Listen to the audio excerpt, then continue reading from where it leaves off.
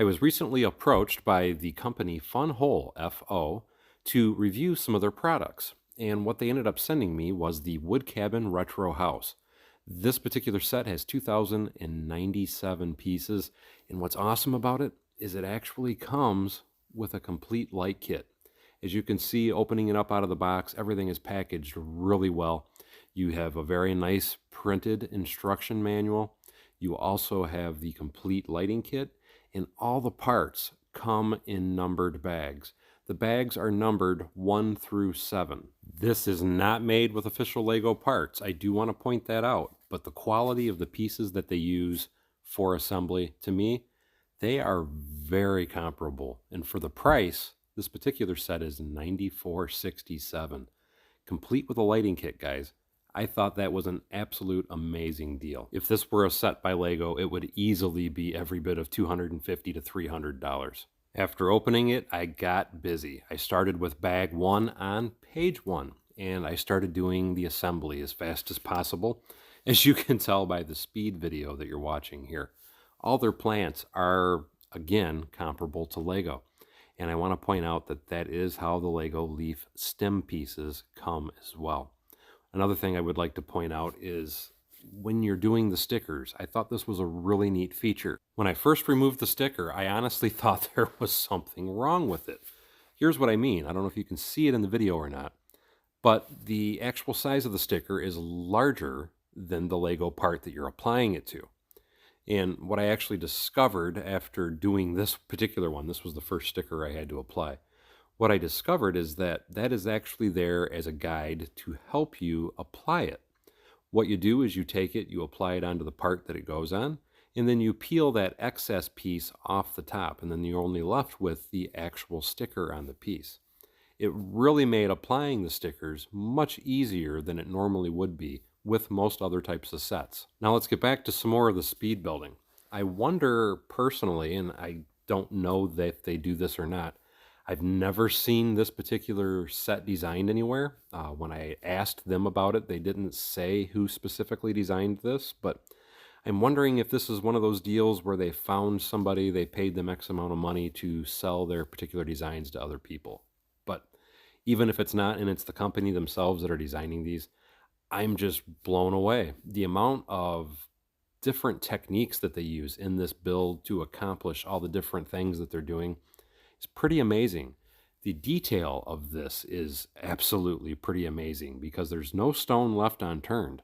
What I mean by that, this particular building has a full kitchen, living room, stove, bathroom, bedroom, and just any little feature you can possibly think of. But at this point, I do want to point something out. As you may have noticed, the table is getting quite a bit covered with parts. And here was where I first got a little frustrated with the set, but after constantly going through it and continuing to build it, I got over it. And here's what I mean by that. I kind of thought it was odd that they numbered the bags 1 through 7. When you start with the instructions, at page 1, you start with all the bags, which are bag 1. Well, when I got to the phase 2 of the build, it was open all bags that are 2, 3, and 4. And with the number of parts that were in all of those bags, it actually made it a little bit difficult to find the parts you needed when you needed them because there was so many on the table. What I tried to do is, and this did help me as far as not having as many pieces on the table at one time, I started by opening all the bag 2s. I built as much as I could, which I got about 3/4 of the way through bag 2 before I needed any of the parts from bag 3.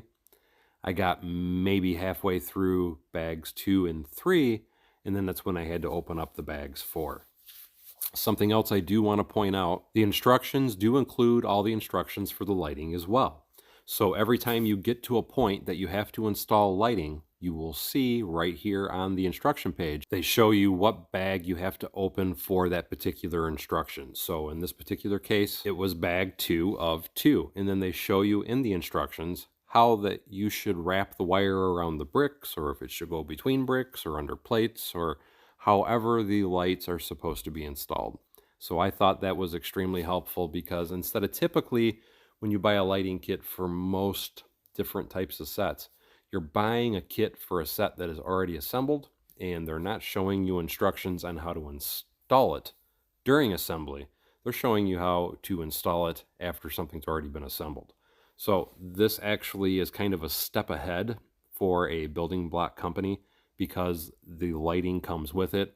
And as you're building it, you are putting the lights in place to be used. And I thought that that was really freaking amazing that they included that feature with the build. I also want to note that you can see there's a lot of wire hanging out the side right now, and that's because all the plugs were actually coming down underneath the siding on the side of the building. And how it works is everything physically goes to the actual bottom of the building.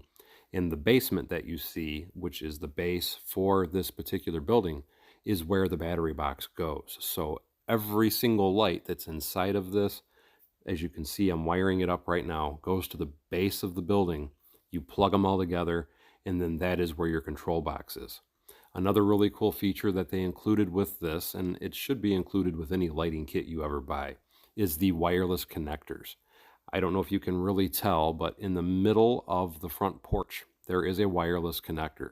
So when you go to put the second floor on top of the building, it automatically connects. There is no wire that you have to string from the top floor all the way down. So they really put a lot of thought into this, and it really made it for a much more enjoyable building and a really nice finished product. And now skipping ahead to the roof. The roof is all dark brown pieces. So when you get to this portion of it, the instructions, it gets a little hard to follow.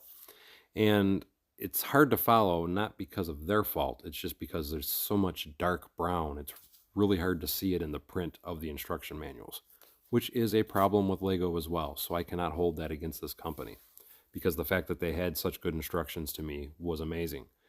But I did find a mistake in the instructions, and here's what that is. At step 274, they show you putting dark tan tiles on the base of this dark brown tiled roof. And then in 275, they show you putting dark tan tiles on dark brown tiles once again. And what it actually was is you're supposed to have 2 layers of dark tan that are applied to the dark brown, not 1 layer of dark tan. So that threw me off, and at first I thought, oh my God, they shorted me some parts. This sucks. And that's not the case. And that's why I wanted to point that out in this video. When you're going through and doing the instructions, you're going to probably come across that spot. You're going to think you messed up or that they messed up and shorted your parts. And that's not what it is. It was simply they made a mistake in the instruction manual and colored it in the wrong way. It's supposed to be 2 layers of dark tan, not dark tan, and then it switches to dark brown, and then they switch it back to dark tan again later on in the instructions, as you can see here. All in all, personally, I would highly recommend this set for anybody that wants to save some money and build a very interesting building. But I know some people will not buy this simply because it's not Lego. But I tell you, look past it because the quality is the same. And here you can see the finished product. This building looks freaking cool. It's an amazing color combination. It looks like something that should be stuck on the side of a mountain somewhere in the middle of nowhere, just surrounded by trees. I absolutely love this thing. And the amount of detail that they included in it is incredible. I mean, look at the inside of this thing. It has a rocking chair. The rocking chair actually rocks. You have a full kitchen with a kitchen table.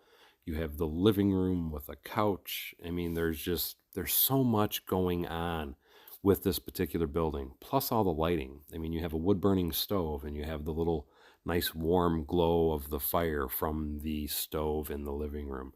You can see the little ladder in the background so you can climb upstairs because this does have a full bedroom on the second floor for you to take and put minifigs and play around or whatever as well. For my house, this particular set is going to be going on display in my son's room because he loves the outdoors.